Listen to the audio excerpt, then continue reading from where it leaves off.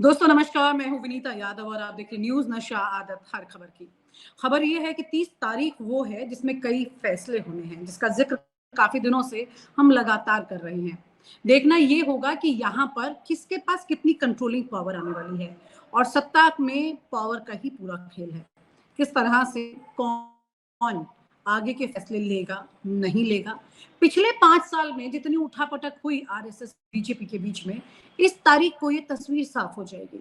हमारे साथ वरिष्ठ पत्रकार मुकेश कौशिक जी हैं, उनके साथ इस चर्चा को आगे बढ़ाएंगे और समझेंगे कि आखिरकार आगे की तस्वीर कैसे बढ़ने वाली है।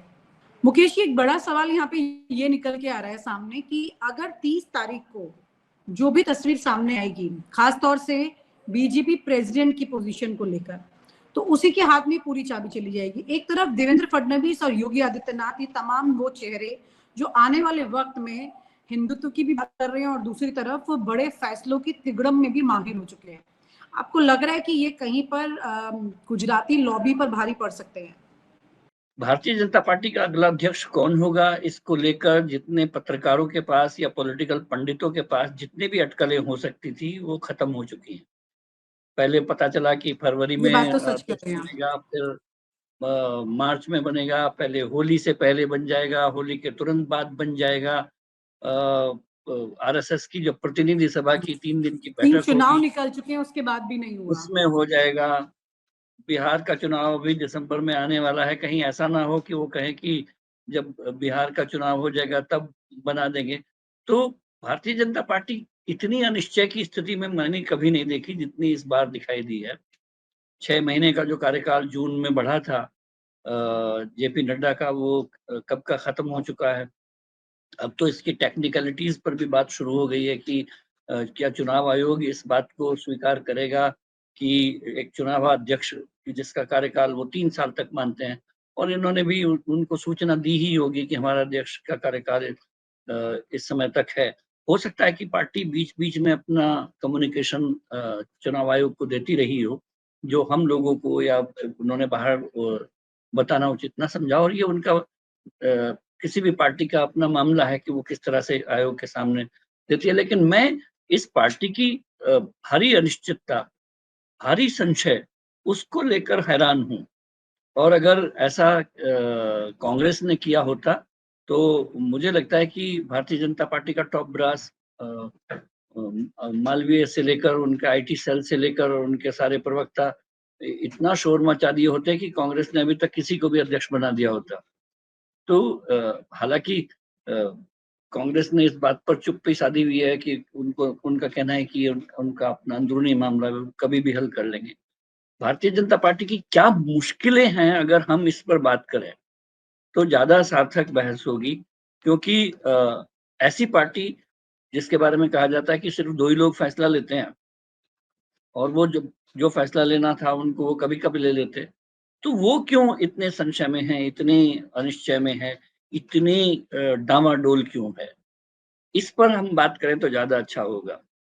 तो और उन्होंने काफी लंबे वक्त से बीजेपी के राष्ट्राध्यक्ष पद पर कोई फैसला हुआ भी नहीं और होने भी नहीं दिया है अभी। ये भी मतलब जो अब डावाडोल शब्द आपने बोला है, मैं उसको थोड़ा डिस्क्राइब करके बता रही हूँ, उसका थोड़ा विवरण दे दिया है। तो ये डर क्या है?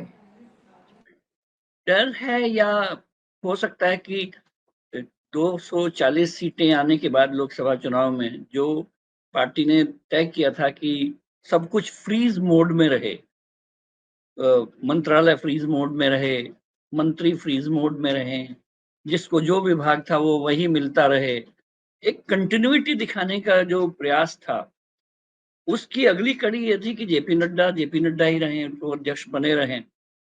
हर पार्टी में अपने अपने सिद्धांत होते हैं, और बड़ी जोर शोर से अभी एक मंच से कहा जा रहा था भारतीय जनता पार्टी एक व्यक्ति एक पद में विश्वास रखती है। तो मुझे सुन के हंसी आ रही थी कि खुद जिनके अध्यक्ष के पास 3 पद हों, उसके प्रवक्ता इस तरह की बात कहें कि एक व्यक्ति एक पद का सिद्धांत हमारी पार्टी मानती है। वो स्वास्थ्य मंत्री भी हैं, वो राज्यसभा में सदन के नेता भी हैं, वो भारतीय जनता पार्टी के अध्यक्ष भी हैं। इतने वर्सेटाइल आदमी हैं कि 3 पद वो बहुत अच्छे से संभाल पा रहे हैं, और पार्टी फिर भी एक व्यक्ति एक पद का सिद्धांत मानती है, और उनको उनको साथ रखने, उनको चलाए रखने में लगता है कि जैसे सबका हित समाया हुआ है। मुझे लगता है कि राष्ट्रीय स्वयंसेवक संघ की इस 3 दिन की प्रतिनिधि सभा में ज़रूर कुछ अनौपचारिक विचार विमर्श हुए होंगे, जो पार्टी में आमूल-चूल परिवर्तन की वैसे ओर एक इशारा। व्यक्ति एक पद का सिद्धांत तो वहां पर भी कोलैप्स हो जाता है, जहां पर अभी टेम्पररी बेसिस पर लगातार नड्डा जी चल रहे हैं और साथ में मंत्रालय भी देख रहे हैं। मैंने कहा ना तो उनके ये वही पास ही एक 3 पद हैं, फ्लेक्सिबिलिटी वाले नियम है, समझ नहीं आता किस तरह चलते हैं। खुद 3 पद हैं उनके पास। राज्यसभा का सदन का नेता होना, स्वास्थ्य मंत्री, भाजपा अध्यक्ष होना, ये 3 पद हैं। तो भाजपा चाहती क्या है? अपने अध्यक्ष के रूप में किसको बैठाना चाहती है? कभी दलित वर्सेस नॉन दलित की डिबेट हुई, कभी ओबीसी वर्सेस ब्राह्मण की डिबेट हुई, कभी दक्षिण वर्सेस उत्तर की डिबेट हुई, और ये सब लोगों को कंफ्यूज करने के लिए वहीं से लोगों के कान में कुछ ना कुछ डाला जाता रहा है कि इस बार तो हम दक्षिण का ही बनाएंगे, इस बार तो हम महिलाएं बनाएंगे, इस बार तो हम ओबीसी ही बनाएंगे, इस बार तो हम ब्राह्मण पर दांव लगाएंगे। हालांकि जो जेपी नड्डा खुद ब्राह्मण है और कब से पार्टी के अध्यक्ष हैं, तो ये कहना कि ब्राह्मण पर दांव लगाएंगे, तो ब्राह्मण पे तो लगा ही रखा था। इन सारे ऊहापोह से पार्टी कब तक नहीं उभरेगी, देखना यह है कि, और इस पूरे जो अनिश्चय है उससे एक ये जो निर्णायक निर्णय लेने वाला जो एक बात थी, वो उस पर आंच जरूर आई है कि एक बड़ा सवाल यहाँ पर ये भी है कि पिछले कुछ वक्त से जो रिफ्ट दिखाई दे रहे थे, जो दूरियां हैं, जो कटाक्ष हैं एक दूसरे को लेकर, वो सब पर पूर्ण विराम लगेगा या और आग लगने वाली? क्योंकि आजकल तो वैसे भी आग लगने से तमाम खुलासे हो रहे हैं। मुझे लगता है कि भारतीय जनता पार्टी अपने अध्यक्ष का चुनाव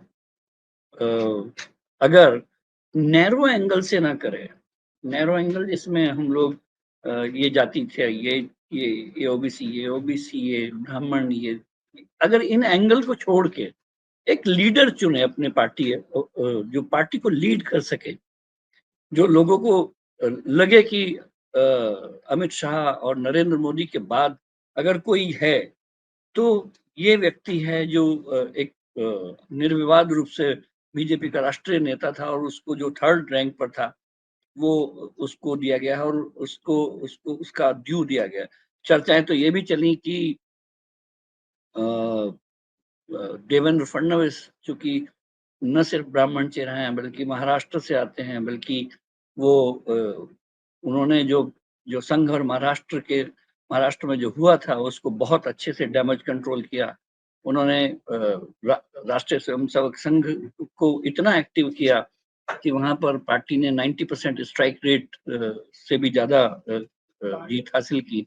तो अगर उनको ऊपर लाया जाता है तो कई समीकरण और भी सकते हैं, जैसे कि अगर वो महाराष्ट्र छोड़ दें तो एक नाथ शिंदे को को मुख्यमंत्री बनाने की बात है, फिर उनको उनकी जो पार्टी है उसको बीजेपी में ही विलय करने की बातें चल रही थी कि अगर वो विलय कर लें तो मुख्यमंत्री बनने का भी सपना पूरा हो जाएगा, देवेंद्र फडणवीस इधर अध्यक्ष बन जाएंगे, एक ब्राह्मण चेहरा, एक संघ का चेहरा पार्टी को मिल जाएगा।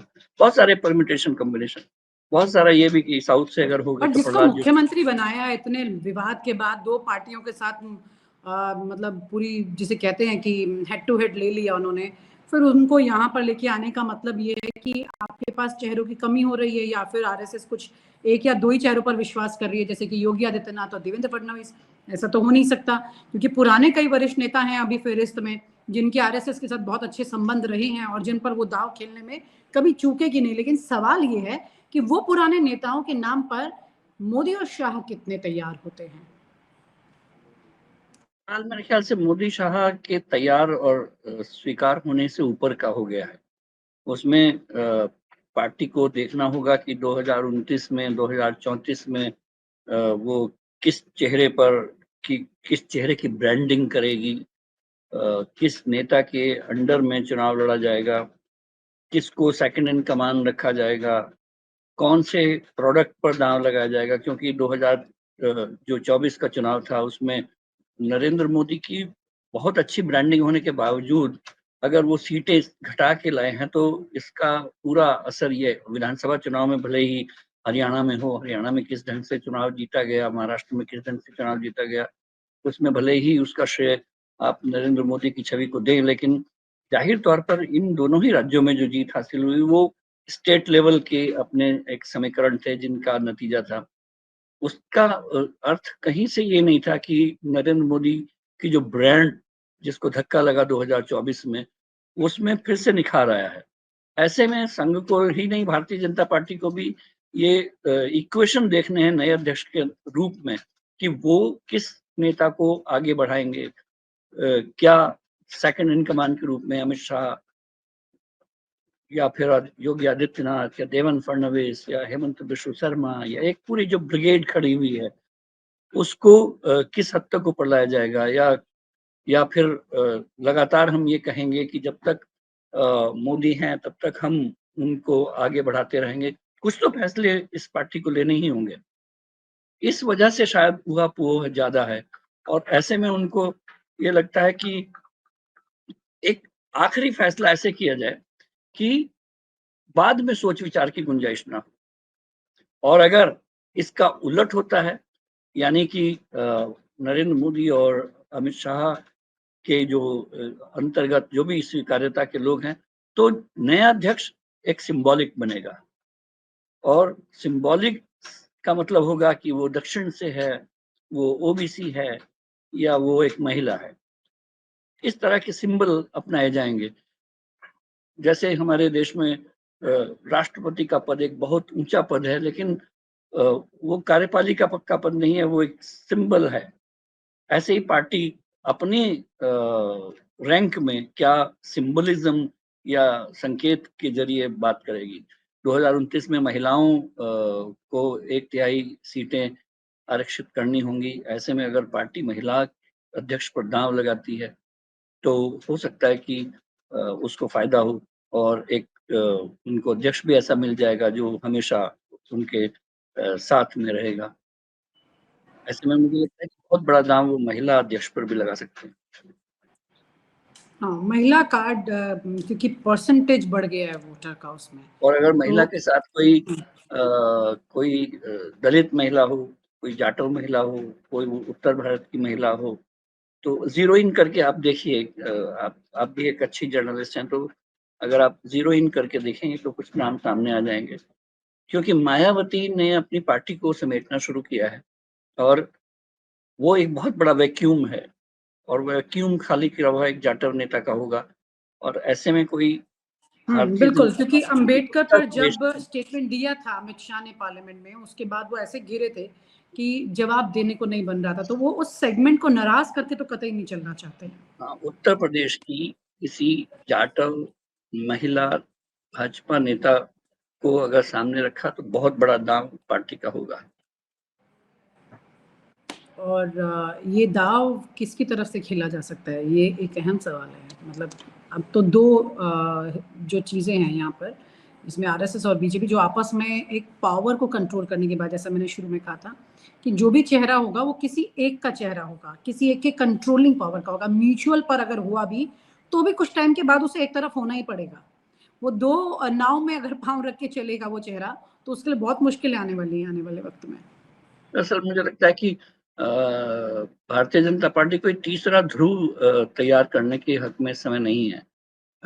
उसने जो गलतियां की हैं जो राज्यों में की हैं, एक सीएम दो डिप्टी सीएम बनाने की, उसको भी वो सैद्धांतिक रूप से अंदर खाने ये फैसला मुझे लगता है कि रोल अप कर चुके हैं कि अब ऐसा नहीं होगा, क्योंकि उसके नुकसान सामने आए। एक सीएम और दो और ध्रुव सामने हर राज्य में खड़े हुए। नए अध्यक्ष के रूप में अगर उन्होंने एक तीसरा ध्रुव ऐसा पैदा किया जो संघ और मोदी और अमित शाह से अलग एक ध्रुव पैदा हो रहा हो, तो वो पार्टी के लिए भी, संघ के लिए भी और खुद अमित शाह नरेंद्र मोदी के लिए भी ठीक नहीं होगा। बहुत दिलचस्प बात है जो बात आप कह रहे हैं कि आपने इसे त्रिकोणीय स्थिति बना दिया है। अभी तक तो लग रहा था कि आमना सामना हो रहा है, लेकिन अगर ये त्रिकोणीय हुआ तो और भी मतलब द्वंद्व भी देखने को मिल सकता है। और ऐसा भी हो सकता है कि जिसे कहते हैं कि दो बिल्लियों की लड़ाई में बंदर ले गया बाजी मार के, इस तरह की परिस्थिति भी देखने को मिल सकती है। बहुत बहुत शुक्रिया, thank you so much Mukesh. और आप हमसे जुड़े रहने के लिए सब्सक्राइब करें YouTube पर, फॉलो करें ट्विटर पर और लाइक करें Facebook पर। और ज्यादा जानकारी के लिए आपको टाइप करना होगा सिर्फ न्यूज नशा।